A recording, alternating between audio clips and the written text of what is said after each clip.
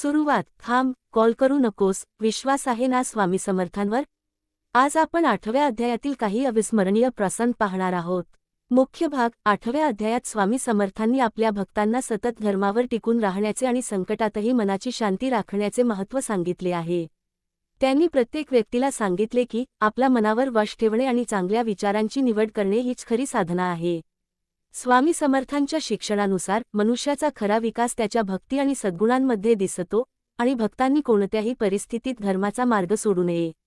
या अध्यायात काही प्रसंग आहेत जे दाखवतात की जेव्हा भक्त संकटात अडकतो तेव्हा स्वामी समर्थांची कृपा कशी कार्य करते.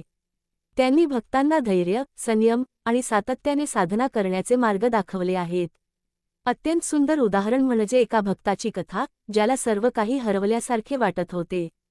परंतु स्वामी समर्थांच्या शिकवणीनुसार त्याने आपले मन धैर्यवान ठेवले आणि संकटातून तो मार्ग काढला.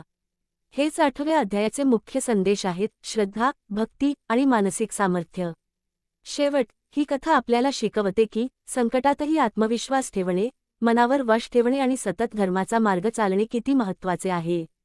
आवडल्यास लाईक करा, सबस्क्राईब करा आणि या संदेशाला आपल्या मित्रांसोबत शेअर करा.